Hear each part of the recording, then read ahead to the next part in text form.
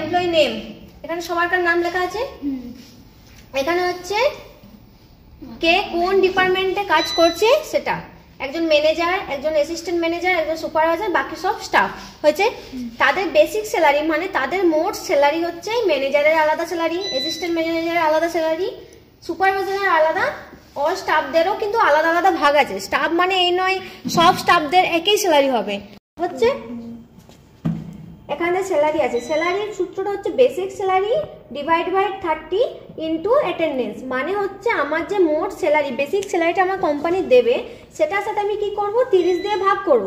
তার সাথে গুণ কি হবে না, আমি যতদিন অ্যাটেন্ডেন্স মানে যদি 28 দিন এসছি বা 26 দিন এসছি, সেটাকে আমি ওই স্যালারির সাথে গুণ করে যেটা অ্যামাউন্ট আমার বেরোবে সেটা হচ্ছে আমার মোট স্যালারি। ঠিক আছে, তারপরে কি আছে HR এর মানে হচ্ছে হাউস রেন্ট অ্যালাউন্স। ঠিক আছে, হাউস রেন্ট অ্যালাউন্স মানে হচ্ছে কোম্পানি থেকে দেখবি, হাই কোথায় ছিলি, টাকা হয়ে গেছে।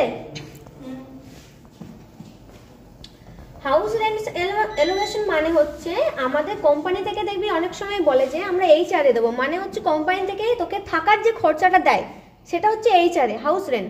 মানে তারপরে আবার ডিপেন্ড করে তোর যে ডিপার্টমেন্ট, তুই ধর ম্যানেজার পোস্টে আসিস, সেই ম্যানেজার পোস্টে তোর হাউস রেন্টের টাকা অ্যামাউন্ট একটা অন্যরকম দেবে। স্টাফদের কি সমান দেবে? যে ম্যানেজার পোস্টে যার, তোর যদি ম্যানেজার পোস্টে 5000 টাকা দেয় হাউস রেন্ট, তোকে সেখানে স্টাফদের 2000 টাকা দেবে। সেই হিসাবে তোকে HR অ্যামাউন্টটা কালেক্ট করতে হয়। কি করে আছে এই হাউস রেন্ট হচ্ছে, আমি যদি কোনো রুম নিয়ে থাকি, বাইরে নিয়ে থাকি, ধর আমার রুম ভাড়া হচ্ছে মাসে 8000 টাকা, বাট কোম্পানি আমার মানে যে পোস্ট আছে সেই অনুযায়ী 5000 টাকা দেবে। ওরা কিন্তু 5000 টাকা দেবে, কিন্তু যে 2000 টাকা এক্সট্রা লাগবে সেটা কিন্তু কোম্পানি দেবে না, সেই 2000 টাকাটা আমাকেই দিতে হবে। এখানে কিন্তু HR মানে হচ্ছে তুই কোম্পানির টাকা অনুযায়ী তুই কোথাও রুম ভাড়া নিস, তাহলে কোম্পানি ওটা পুরোটাই প্রোভাইড করবে। তুই সেটা বেশি নিলে তোকে কিন্তু বেশি টাকা নিজেকে পকেট থেকে দিতে হবে, সেটা কিন্তু কোম্পানি দেবে না হচ্ছে। এটা হচ্ছে HR এ। DA কি হচ্ছে, DA হচ্ছে ডিয়ারনেস অ্যালোওয়েন্স। ঠিক আছে, ওটা হচ্ছে বেসিক স্যালারি থেকে ইন্টু DA-টা হবে মার্কেট অনুযায়ী। ধর আমার আজকে একটা সবজির দাম যদি 15 টাকা হয়, দুদিন বাদে সেটা আমার 25 টাকা হতেই পারে। সেই অনুযায়ী কোম্পানি কি করে, সেই স্টাফদেরকে সেই মার্কেট অনুযায়ী তাদের টাকাটা বাড়া কমা করে। ঠিক আছে, কনভেন্সটা কি, কনভেন্স হচ্ছে আমরা কোম্পানি যেতে গেলে তো আমাদের কিছু লাগে, আমরা বাস ভাড়া করে যাই, বাসে করে যাই, বা ক্যাব বুক করি, বা অটো করে যাই। ঠিক আছে, সেই যে ভাড়াটা আমার লাগে সেটাও আমাকে কোম্পানি দেয়, সেটাকে বলা হচ্ছে কনভেন্স। ঠিক আছে, ওভার টাইম, আমরা যখন কোম্পানি বলে, সেদিনে কোম্পানি এসেছিল কি বললো, যে আমরা থাকার দেবো, খাওয়াটা কি বললো নিজে, আর যাওয়া আসা ভাড়াটা দেবো।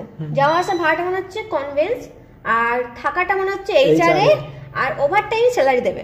ঠিক আছে, এবারে তোর তো মনে হচ্ছে যে আমাকে ওভার টাইম স্যালারিটা ঠিকঠাক দিচ্ছে, তো কোশ্চেন আসতে পারে, তখন কি করবি, ওভার টাইম স্যালারিটা এইরকম করবি, বেসিক স্যালারিটা ধরবি না এই কারণে, কারণ তুই যদি 28 দিন আসিস তোর স্যালারি তো হবে 46,666 টাকা হচ্ছে। তাহলে আমি স্যালারির সাথে কি করব, যে মোট স্যালারিটা তুই পাস সেই স্যালারিটার সাথে কি করব আমি না 30 দিনে কি করব ভাগ করব। ঠিক আছে, 30টা দিন, তার মধ্যে হচ্ছে প্রত্যেক পার ডে আমাদের ওয়ার্ক টাইম কত, 8 ঘন্টা। ঠিক আছে, সেই 8 দিয়ে আবার ডিভাইড করব, ডিভাইড করে পর আমি ধর 30 দিনে যদি 60 ঘন্টা কাজ করি, 2 ঘন্টা করে এক্সট্রা কাজ করছি ওভার টাইম, তাহলে 60 হচ্ছে। ঠিক আছে, সেই 60 দিয়ে আমি এখানে গুণ করলে আমার ওভার টাইমের যে স্যালারিটা সেটা আমার চলে আসবে হয়েছে। তারপর হচ্ছে গ্রস স্যালারি। গ্রস স্যালারি কি, স্যালারি আমার এই salary plus HR A plus DA plus conveyance plus overtime salary, মোট হচ্ছে গ্রস স্যালারি। গ্রস স্যালারিটা তখনই পাবি যখন তুই এই পুরো টোটালটা করবি, তোর স্যালারি নিয়ে, তারপর যাওয়া আসা ভাড়া নিয়ে, রুম ভাড়া নিয়ে, অল ভাড়া যখন সব টাকাটা তুই টোটাল করবি সেটা হচ্ছে গ্রস স্যালারি হচ্ছে। তারপর আছে PF টা হচ্ছে প্রভিডেন্ট ফান্ড।